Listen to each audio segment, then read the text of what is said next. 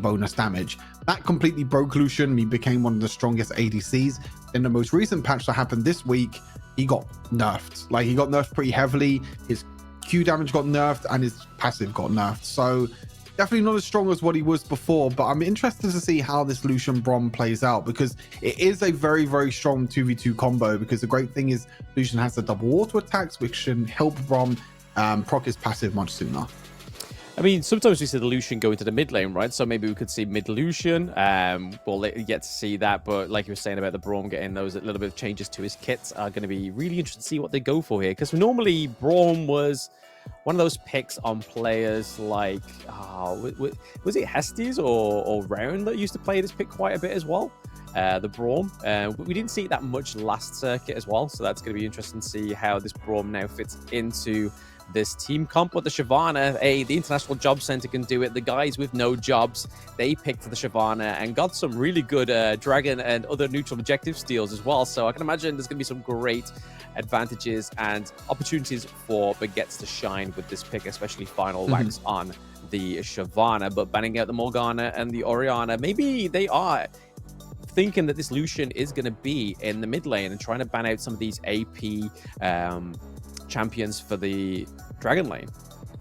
No, I mean, there is a world where like the bot laner for Almighty Capybara can just rotate to mid, and then you can just get the mid laner to start bot lane. There is a world where that is possible. You know, Lucian Brom can just stay in the mid lane and do quite a lot. They are hovering Jhin as well. I just don't think this is the correct call at all. I think you need some sort of AP damage from somewhere. Gonna be the Corki again. I mean, the Corki build last time as well went like Leandries into even this pick. I mean, we need some AP damage from somewhere, guys. Like, we need an AP top laner now. What do we got left? Kennen? That's about it. That's all we got left. I mean, we need some AP damage from somewhere, or we're just going to be full AD comp. The Mordekaiser got banned away. Lilia can't be picked either. Jax is a bit of AP damage. I mean, he does build Riftmaker. Since his rework, he does do a bit of AP damage. I mean, overall, they are still very, very AD heavy. So I'm expecting the likes of like Ornn to go full armor. Shyvana's probably going to go for plated steel caps, depending on who the barrel laner hit. Honestly, they could probably play someone like Malphite in this scenario. Like, Malphite's really good, or even Garen. Looks like they might be going for a Jace for a little bit more damage. Tristan. Are they playing Tristana top? Is it going to be Akali top? I think it's Tristana top. Really? Is it Tristan, or is it Tristana mid? I think Akali might go into the Baron lane, and then maybe Ezreal mid. What the hell is what are Baguette's cooking? what the there we go. Hell there is we this? go. Yeah, okay, it looks like Ezreal mid for random. Oh, okay, that's really weird. I mean, it's Ezreal against Lucian. Range against range.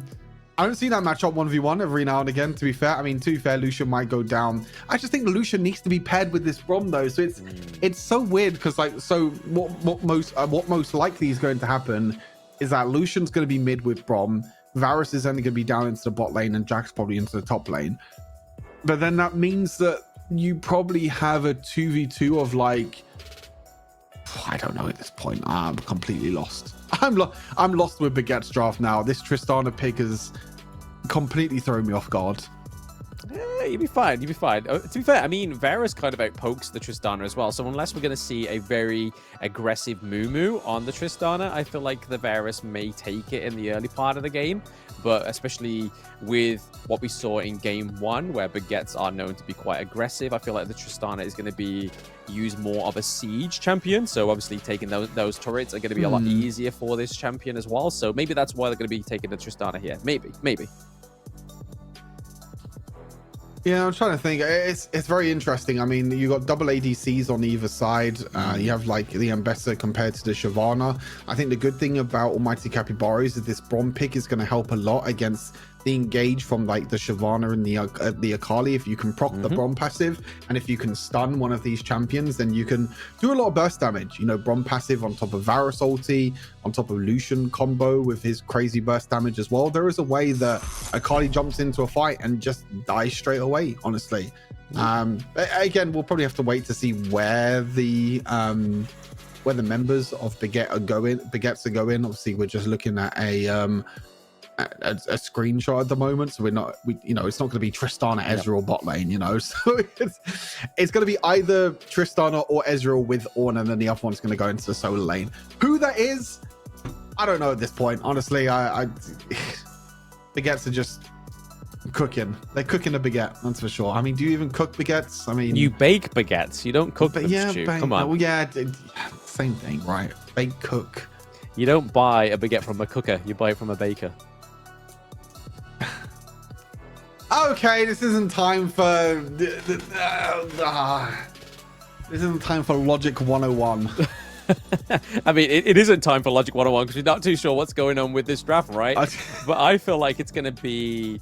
I mean, it could be Tristan in the mid lane because it kind of makes sense going against the Lucian, whereas then you can have Ezreal going against the Varus, which is going to be less at a disadvantage in the range game. Obviously, Ezreal's able to get quite a long range poke, same as Varus. Not quite the same range, but definitely a better matchup compared to the Tristana, who could literally just get one ode just straight away because of the range difference. But like I said, Tristana does need to be played aggressive if they are going to be playing it against the Varus.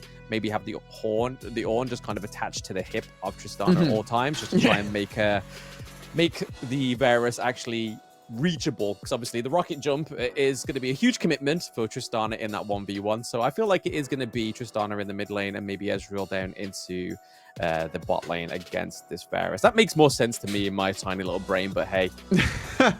I mean, over time, Tristana is going to get...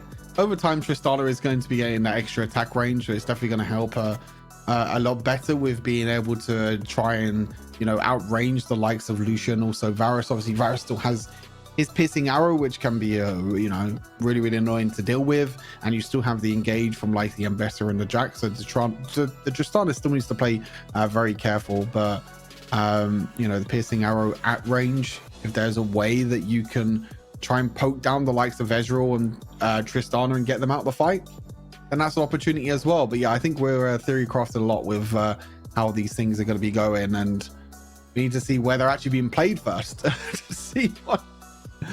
For it to make sense, for it to make sense, right? We need to see where this is going to be played, and I'm sure all will be answered very soon for us. But right now, in terms of lane to lane matchups, where do we think the outcomes are going to lie, right? But it is going to be the Ezreal into the mid lane, so they are going to play the Tristana against the Varus. So after all that deliberation, all that blam, trying to just scratch his brain and be like, oh, okay, it's not going to make sense, but they've moved down the Jacks actually down to the bot lane to actually face off the Trist. They basically did what Baguettes is doing. The Baguettes did last game. Yeah, they're role swap it. They're role swapping. They're putting the bot lane and top lane, and they're moving the dual lane back down, and they're going to try and split map here, but the split map is actually not really that good for Almighty Capybaras because, I mean, they're able to get a tower play early on, but overall it's a lot harder to try and take this top lane tower. If the stats are still in this game, I'm pretty sure the top lane tower has more armor and more damage resistant overall than the bot lane tower, because they were just trying to stop this from competitive play like all the years ago. I don't think that ever got changed back to how it originally was, so it's actually a lot easier to try and take this bot lane tower. Your auto attacks are going to be doing more damage, as you can see here. 2 tower plates already for Mumu and UI, whereas top lane there's only 1 plate in going down, so already a bit of a lead here for Baguettes. Yeah, it's not a big lead, but we know that these players know what to do to make these small leads go into the big leads of the gold, as we saw last game, where they were like 5k ahead multiple times within game 1. And we're not seeing much of a disparity between the lanes right now, but it was a good pick up there in terms of which turrets are easier, more susceptible to damage. And yes, Han is looking pretty low. There's that rocket jump. Oh, he's dead, I think. Strike. I think he's the dead. Time bomb. Oh, just not enough damage just yet. That would have been huge for the side of Baguettes if they knew, like, hey, this is the threshold I need to get that time bomb off on him. And if I can get the rocket jump in on there, get a few bits of chip away at his health, we could have got the kill, but it wasn't quite enough. But that was enough to make Hans retreat up into the Baron lane now. Yeah, I don't even know really what Han was doing, to be fair. He was like kind of walking up, trying to be a bait because he knew that Lucian Brom was going to be on this bot side. But Carly is already level 5. Like, how the hell did the Carly get level 5 before anyone else? I do not know. Being able to get solo farm in that top side and already has quite a big lead over this Jax. But now, look, you can see what Baguettes are doing. They're now rotating. They know that this Akali is actually doing pretty well in this 2 versus 1. The Akali is already 400 gold ahead. The Tristana is also ahead slightly, if not the same amount of gold. And you can see that now they're trying to make sure that this Lucian Brom is in the same lane as the Ornn and the Tristana, as they're trying to use the culling. The culling's actually going to get blocked, but it got flashed in the end. Meanwhile, in mid lane, there's a flash forward from the Varus, and the Ambessa takes a kill. They lose a kill in the top lane, though. The Lucian goes a bit too far. The Ornn comes on through the Ornn. The double kill for UI, and even though they're able to take a pick in the mid lane, they lose 2 in the Baron lane. Yeah, I think the gold was probably better going over to Mumu there, but hey, you're gonna get it to your team regardless, and that was a nice way to actually finish off up into the Baron lane, as they're taking these turret platings as well. So that's some nice bits of extra gold going over to the side of Baguettes. And now, like we were saying earlier, that small lead is definitely snowballing into something greater. Then they were ahead around about that 2k gold difference, thanks to that 2 double kill up into the Baron lane. Yeah, and I mean, like, we saw in the last game when Baguettes were going for this, when Baguettes went for the lane swap, the almighty Capybaras defended it by putting a support in top lane. But this game, Baguettes were like, okay, we're going to outplay you in the lane swap. We're going to get more plates than you in the bot lane because the tower is much weaker in general. And we're also going to get an advantage top lane as well. As the Akali is going to escape with the ultimate this entire time. But you can see here that the bot lane tower is getting pushed in. The top lane tower is also getting pushed in. But Shyvana uses the ultimate top lane to defend this top lane tower. So the lane swap got engaged by almighty Capybaras, but it's Baguettes the ones that have come out on top. Yeah, this is just showing true and testament that these players know what they're doing with this team comp, right? Just using the Dragon's Descent to kind of clear that minion wave, take some pressure off of your team, and then kind of turn that around down into the opposite side of the map to take that T1 down into the bot lane was pretty huge for the side of Baguettes. And it really sets up this Infernal Drake as well, right? And I mean, this is going to be huge for the side of for Baguettes, because that's a lot of damage that's going to be going over to them when they get that Dragon Soul. And I feel like that's going to be more of a sort for Dragon Soul rather than the Ocean Drake in like game 1.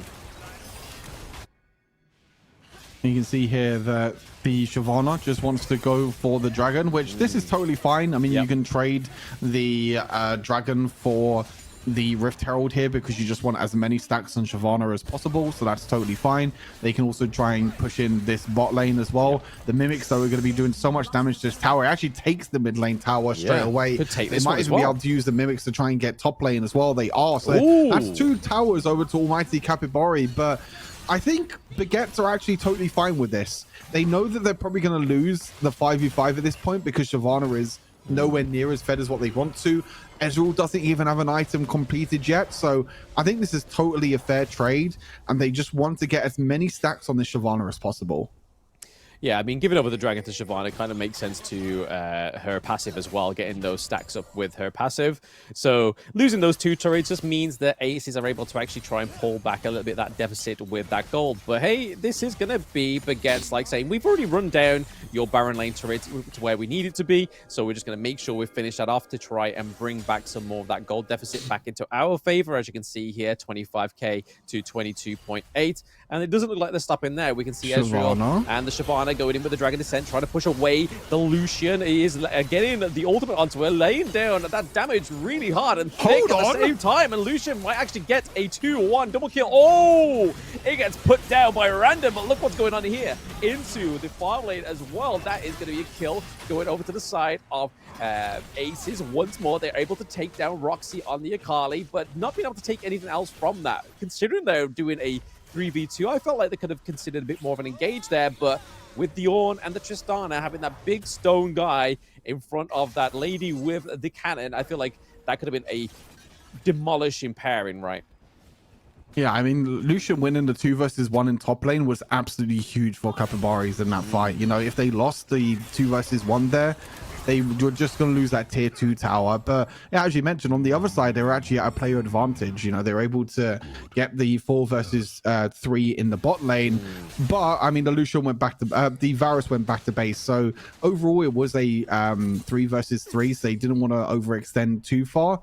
But it does mean that Almighty Capybaras are trying to get trades across the map, and they are still within distance in this game. And this Lucian, surprisingly, is doing quite a lot more damage than what I thought of, as they're looking to try and take this bot lane tower. Nice stun by the Jax, but it's not going to get much more just yet, as the top lane gets pushed in here for Baguette. But we're just going back to farming for now. And again, this is totally fine, I think, for Baguette. You know, they're farming with Ezreal, needs man immune.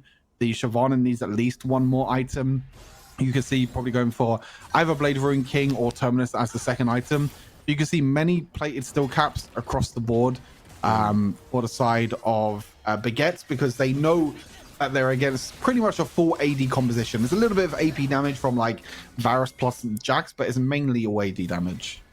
Yeah, I mean, the difference of the boots isn't that much different. I mean, you got like the 3 Grievous boots on the side of Almighty Capybaras, but even they've built 2 like plated stills as well. But that's not the difference here. Is Hans gonna actually make it out of here alive with this 2v1? It's not gonna actually happen, because that movement speed of the Shyvana is able to actually shut him down. Final wax making a great meet there. Oh yes, the knockup coming through. Blocked the barrage as well from the Ezreal. So that was really a good shutdown from the Braum. Just saved his teammates before he actually met his maker. Really well played again by Baguette. So, you know, they're using the side lane again. They tried it before with the Shyvana trying to get the 2 versus 1 kill on the Lucian. It didn't work. This time, it did work. Perfect scenario again, where they're isolating members 1 versus 1, and they're actually using this Shyvana pick to perfection. You know, farming up the minions and using this side lane pressure that they have with the Akali. Doing so well, because you know the Akali can definitely win in a 1 versus 1 at this point in the game, when both champions only have 1 item and Akali has this big of a gold lead. So using the Shyvana, getting the advantage there, and then on with the double knockup mid lane was huge. I mean, he did go down in the end, but overall it was a 2-for-1 trade. Now the dragon is going to be spawning in 5 seconds time, and they are going to be potentially 1 away from that infernal soul. Yeah, I mean, if they're able to claim this second dragon, then they'll need just 1 more, right? I mean, but are they going to actually let this game go to that point? There is the Chains of Corruption coming in for the Varus, landing onto the Ornn, keeping him in place long enough just to actually deal a lot of damage onto him. But they're trying to just make sure they're able to get Baguette at a bit of a handicap here going into this neutral objective. And the Ornn is going to be extremely low on health, but he does have the Warmog, so he's going to be really good. They actually catch out random here on Akali. They're going to use the QSS to try and escape, but no, he's not able to escape in the end. It's a 1-for-1 trade, but now it's a 2-for-1. The Tristana getting the resets, the double kill already. They want to try and chase and get even more. The Drake was also secured, I believe. Actually, no, the Drake wasn't taken at all that entire time. So Almighty Capybaras trying their best to catch out the Akali, but when you have the smoke screen, when you have the dashes to get away, it's so hard to lock her down, and they kind of got baited in the end. And meanwhile, the Tristana and Ezreal are just free hitting, doing so much damage, and the resets nearly came in there for Tristana to get a quadra kill. Yeah, I mean, Tristana is already at, what, 2 full slotted items here. So she has the Runans as well, so that extra bit of damage coming on for her as well. So 2-0-4 compared to the Varus. Oh, yeah, interesting that it's gone for the on-hit build instead of the crit build. So your abilities overall are not going to do that much damage. So your bomber is not going to do that much damage, unfortunately. But your auto attacks are going to stack very, very quickly. Your auto attacks, plus you're going to get so much resistance from the Terminus, and you're also going to do crazy AoE damage from your Runan's Hurricane. So that, on top of the attack speed you get from your first ability, is going to be very, very scary to deal with. That's me. Bless you, sir. Have you got technical elves in your autonomy? I don't know at this point. I think it's just overall just... Wait, what is that? Lucian just melted Ezreal. What is that damage?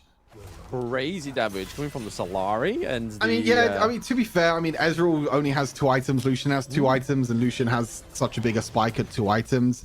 Interesting, he's gone for like Stormrazor for the slow. You're just getting extra. Basically, he has a lot of magic damage in this build. He has the magic damage from Stormrazor, plus the magic damage from the Solari Charge Blade. So he actually has quite a lot of magic damage, which is going to benefit him a lot because there's a lot of armor being built on the side of Baguette. So him adapting his build, building more magic damage means that he's going to be able to do more damage to the team.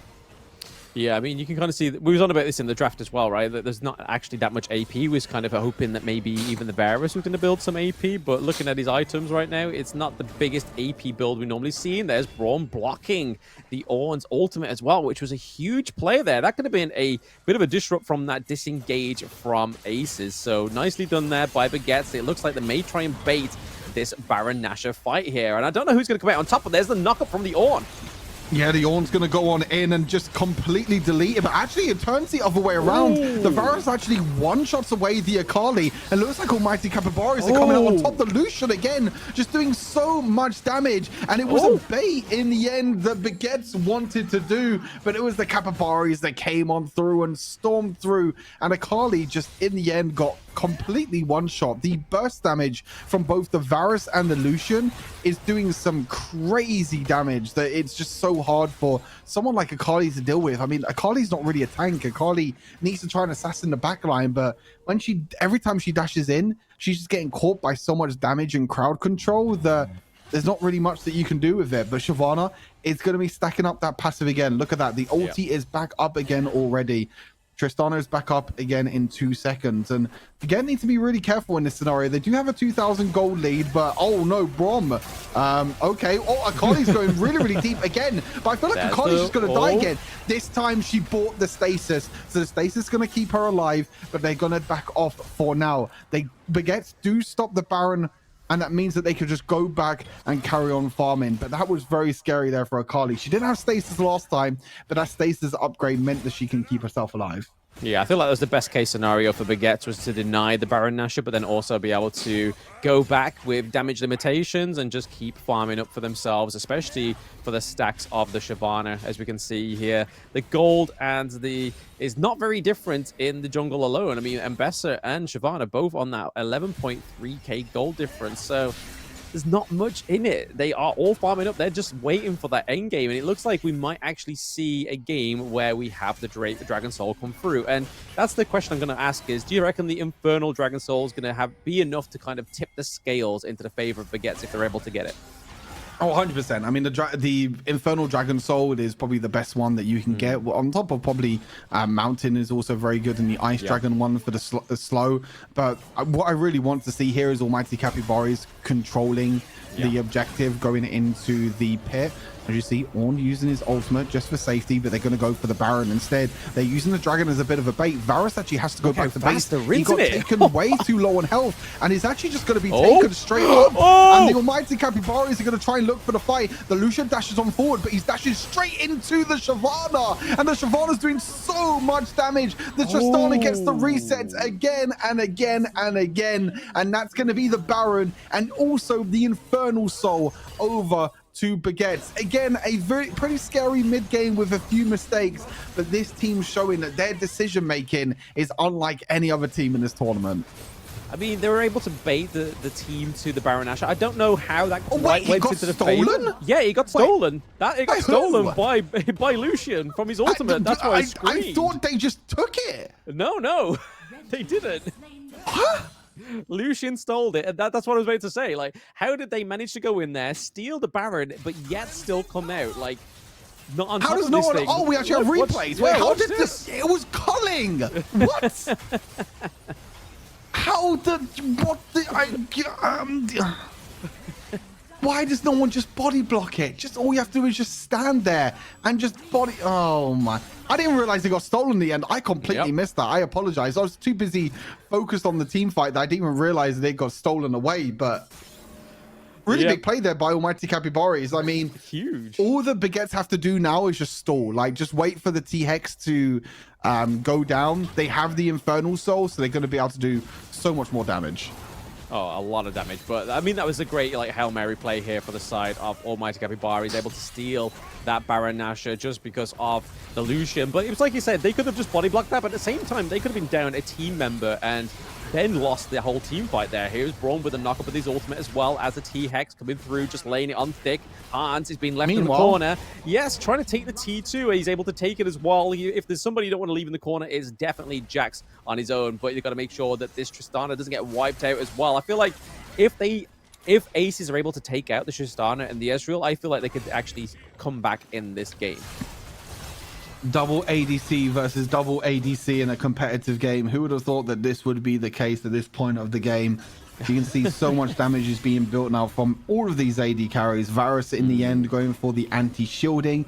They're trying to stop the shielding on the side of the enemy team, which, to be fair, they don't really have that much, to be honest with you. So I'm not really too sure what anti-shielding that he's really denying. It's probably just the gargoyles from both the Ornn and the Shyvana trying to be the big thing here. 3 items now completed by this Lucian. However, we are getting to a stage of the game where, hold on a second, Shyvana might get caught out. I think he needs to use his ultimate to get away. He doesn't even have time to use his ultimate. And that is just in time for the Elder Dragon, which is going to be started here by Almighty Capybaras. Yeah, no smite is going to be hard for the side of Baguette's actually trying to steal this. Yes, Hans goes straight in with the counter-strike with the knock-up from the Braum, but it's not going to be enough. Tristana and the Ezreal do so much damage. We see Lucian already pretty low. That is a quad. Can we get a penta, baby? Please give over the penta, surely. No, Tristana's like leaving it. He's like, hey, you just get the ace. He wants to end the game. I'm going to run them into the mid lane. He's had enough of this game. He wants to end the game. Baguette wins a 4 versus 5. This Tristana is untouched the entire fight. The Runan's Hurricane spread damage, the on-hit damage in the end, the Akali dashing in onto the backline. It doesn't matter that Shyvana was dead in the end. 4 versus 5. Baguette's win game number 2. Yeah, that was such a great play towards the end there. It's kind of almost like a bait switch and a bait that was able to bait them into the Elder Dragon. Then it went completely out their favor because they baited the Shyvana, knocked out the Shyvana. We thought it was going to be pretty much a haymaker for Jax onto Ezreal, but it wasn't quite enough. They were able to run down Hans as well. And at that point, Tristana was just like, hey, I'm coming back in. I want my quad. I want my penta. Crazy. And then was just like, actually, forget the penta. Mid lane, we have a fat, juicy wave of minions down there. I'm going to run it down. I've had enough of this match, like you said. I mean, this is exactly the point of a team player, right? This is like, yeah, I don't care about my pentakill. I don't care about my stats. I just want to end the game. I want to try and speed run this. I want to go to bed. I think that's exactly what they were thinking. They were like, yeah, I don't